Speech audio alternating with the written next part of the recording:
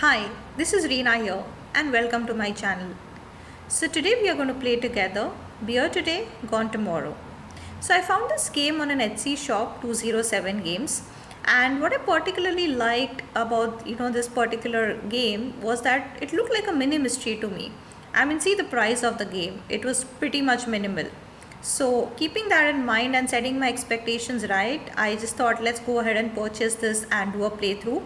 And when I did that, when I did the purchase, it was an instant delivery where I received a link and I could download the file within seconds.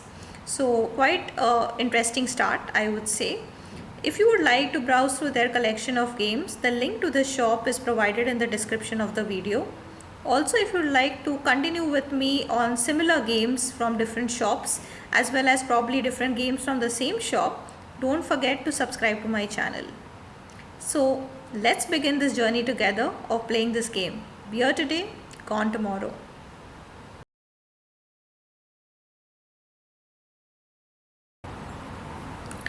Alright, so let's start with Beer Today, Gone Tomorrow.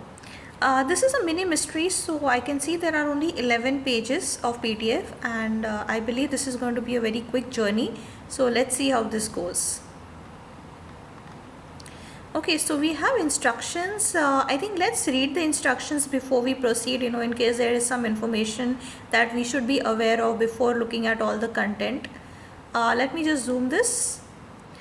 Alright, you're a consulting detective. That's pretty cool. And the chief detective in the Murderburg police department needs your help.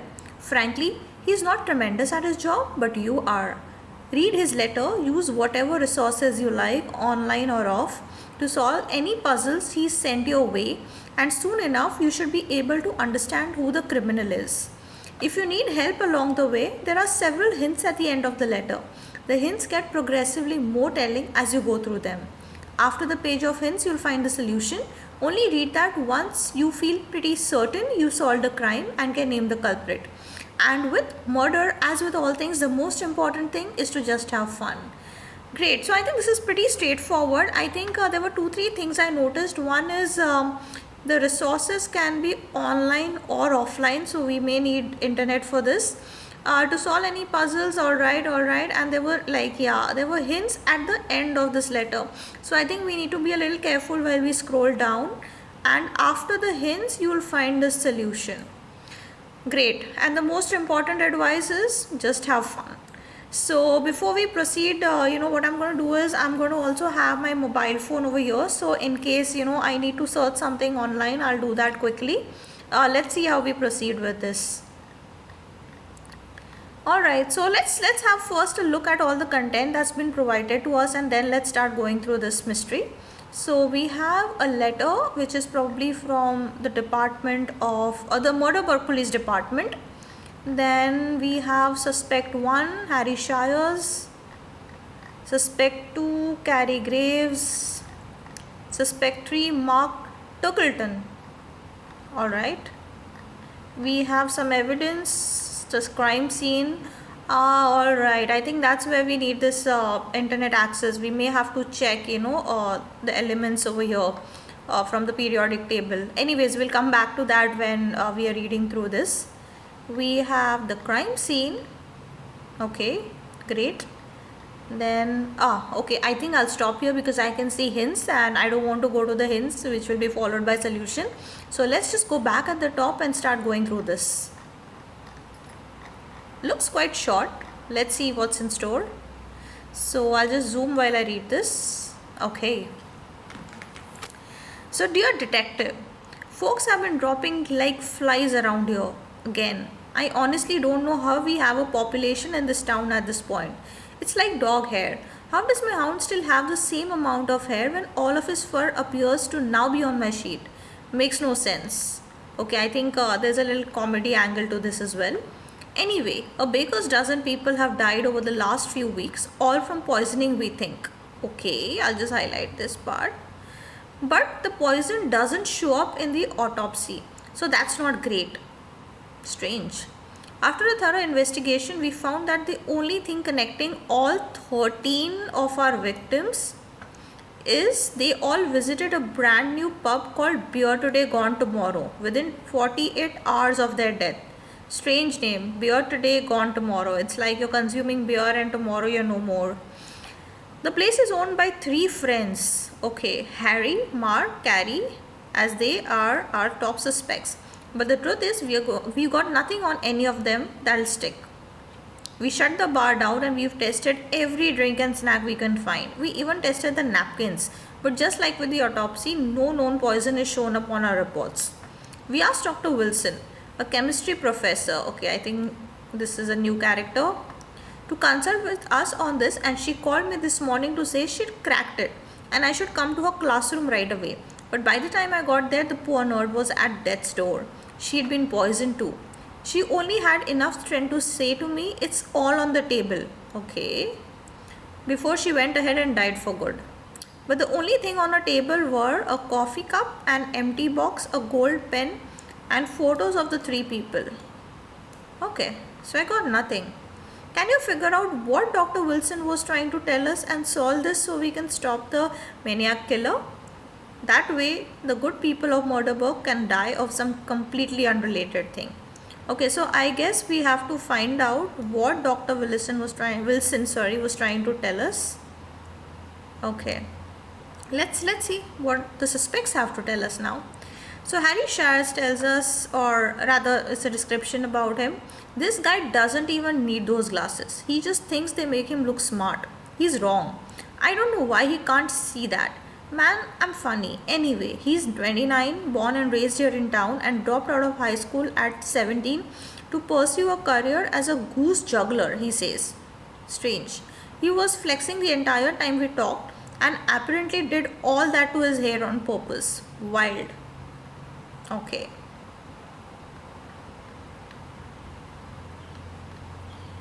Carrie Graves. Carrie is wearing overalls in a photo, and she was wearing overalls when we interviewed her for all 13 murders. And she was doing that. I cannot stress this enough on purpose. I'm gonna be honest with you. I don't trust people who wear overalls and aren't farming. It's like, are you cosplaying as an agriculturalist? That's weird, right? She's very young. Only 22, and I don't know how she got the money to own a third of a bar, but unless it's from farming, something here is fishy. So she is young, but she still owns one third of that bar. Mark Turkleton. Mark is best known for having come in 42nd in the local Rand Reynolds lookalike contest. He was so drunk the entire time we interviewed him that we could barely make out anything he was saying. He mostly went on about how alcohol would save us all from the excess brain cells that are trying to kill us, and how the only real sin is sobriety. Not gonna lie, he was making a lot of sense to me.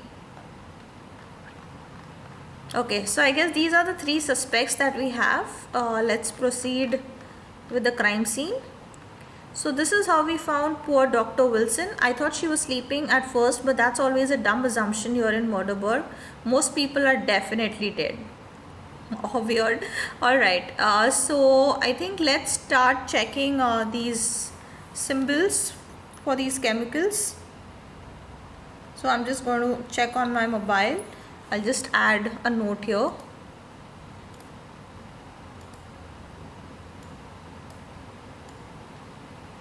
Okay, so first one is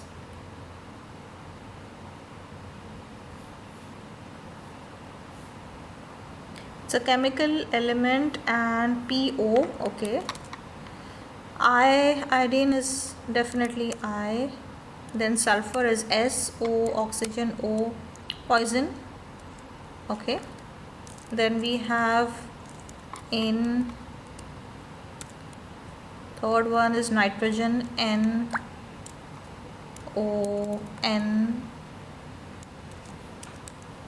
L, well it is CO, right, if I'm holmium.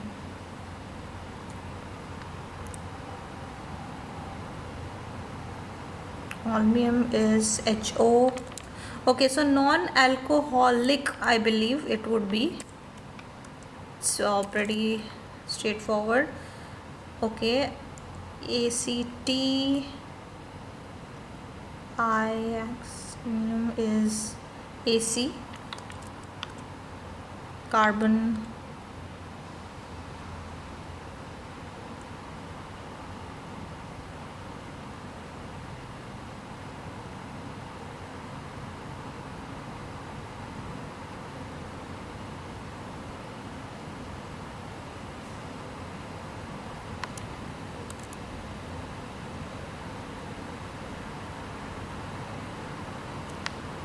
Are we on the right track?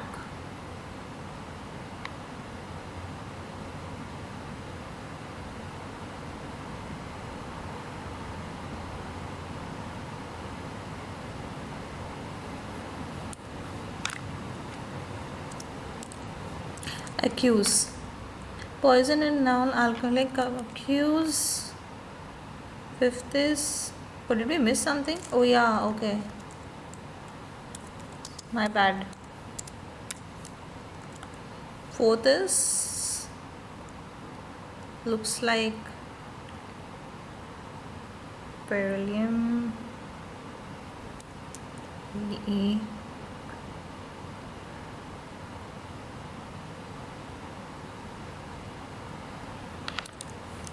Okay, poison and non-alcoholic beer. Accuse. Sixth is. I know BA, NA. Banana. Mine is BR. Oxygen bro. Okay. So it says poison and non-alcoholic beer. Accuse banana bro. I don't know what is banana bro, but what I understand is non-alcoholic. So the evidence is this is a closer look. This is a closer look at everything on her desk. Just pictures of the suspects, a coffee cup, pen, and an empty white box that I think had chocolates in it at one point of time. Her last words were, "It's all on the table," but I don't see what it is. But maybe you can notice something I missed. So, she was poisoned, right? She died. So, probably it was either a coffee cup or it was the empty white box with chocolates. And she says that I can see it, right? Okay, so it's a non. So, as per this note, let me bring this note down.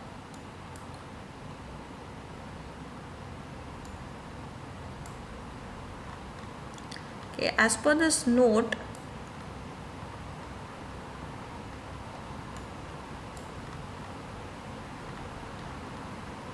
poison in non-alcoholic beer. So are we saying that whatever non-alcoholic drinks was served had poison in it? And I think somewhere we read that we tested or checked all alcoholic drinks, right? Yeah, see here, we have tested every drink and snack we can find. So we have checked this. Let me just put this here. But we never checked the non-alcoholic drinks. So I guess people who were dying were not having beer. They were having non-alcoholic drinks, and probably I may be wrong. I mean, this is what I can check in the solution later. Probably the non-alcoholic drink that I can see here is the coffee, because chocolates is not a drink. So I'm assuming that this is what Dr. Wilson had and passed away. Now we have to find what the banana bro. Let's just go through them again. So is there anything related to banana here? Man, I'm funny. High school, he was flexing the entire time. Okay, nothing looks related. Should we just eliminate her as suspect, because banana bro, right? So bro, I'm assuming will not be a girl here. Nothing that talks about, nothing related to farming specific to bananas. No, nothing.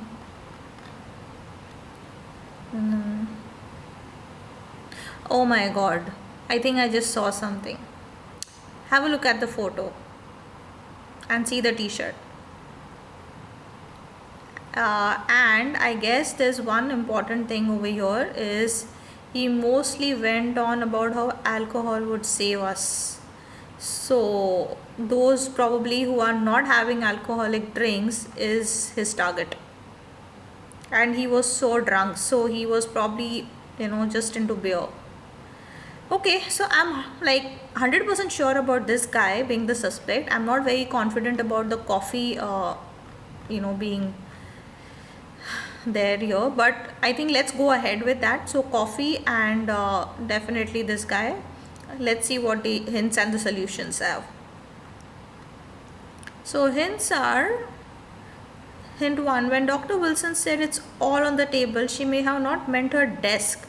What other table? Okay, so periodic table of elements is what she was referring to. Okay, she definitely meant the periodic table. There are many elements which we did pay attention to. Convert each list. Yes, we did that. So polonium is PO. Yes, we did that. The first list of elements. Okay, so it's just giving you the translation, which we were already able to do it. And now let's check the solution. Was clearly marked. Yay! So we were correct. He had a banana on his shirt. After all, we accused him just like you, and the good doctor told us to do. And once we had him down at the station, he broke like old rice spaghetti. He hated anyone who would drink beer that doesn't get you drunk. So we were on the right path. So he poisoned just the people that ordered them. Thank you for getting him off the street. See you next time a body drops here in good old Murderburg. Anything on the last page? Oh, the credits. Wow, great. So I really enjoyed this. This was pretty quick and short, so it's nice if we have like very short time. It was value for money also. It wasn't very costly. And if we have to introduce these kind of games which has this mystery along with some kind of narrative along with solving a puzzle or two, definitely I would recommend this, and I hope you also had a good journey with me and had fun. And if you did so, you can definitely visit the shop. The link is present in the description, and you can go ahead and buy some other games from the same seller. So thank you so much.